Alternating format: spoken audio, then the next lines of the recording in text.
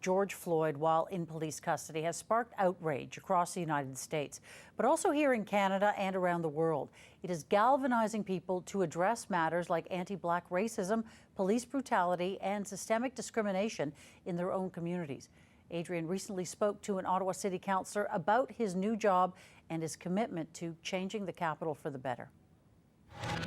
Well, fully 1/4 of Ottawa's residents are racialized. Ralston King made history last year when he became the city's first Black city councillor.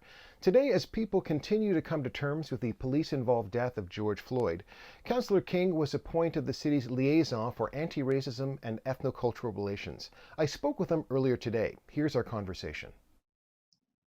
Ralston King, thanks so much for joining us. Thank you.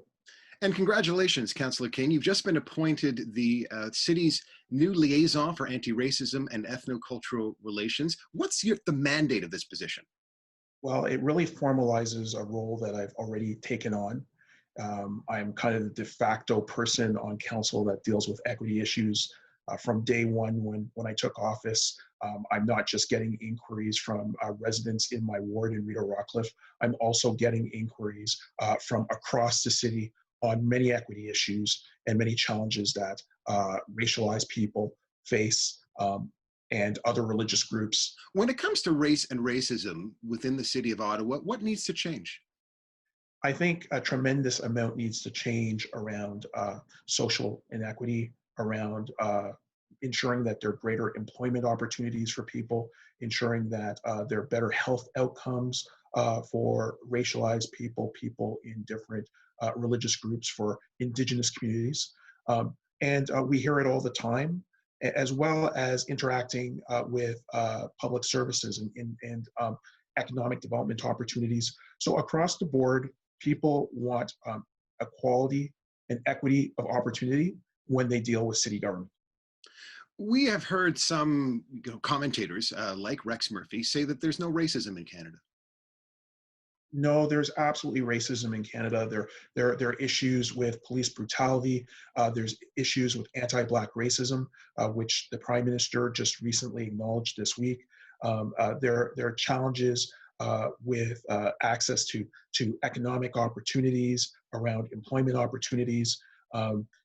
We have second and third generation Black Canadians who do economically worse than their parents.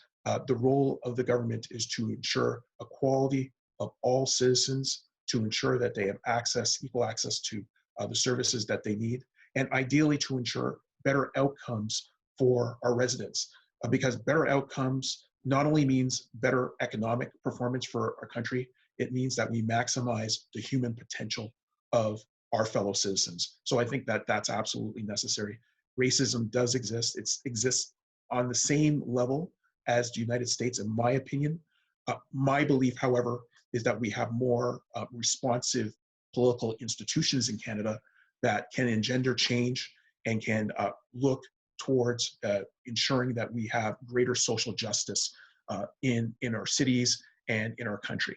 The author Desmond Cole, who's the author of The Skin I'm In, says that we have a police problem, a policing problem in this country. There's a problem of police violence.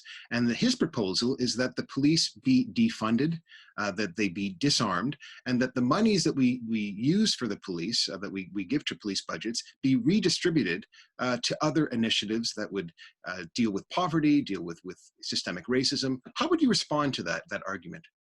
Well, my municipal financing doesn't exactly work that way. There are mandates under the Police Services Act.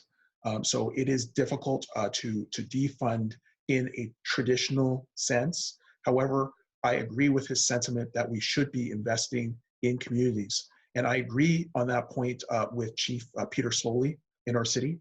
He agrees with that point that we should actually not just be putting money into enforcement, that we need larger amounts of money for marginalized communities and for in community investments.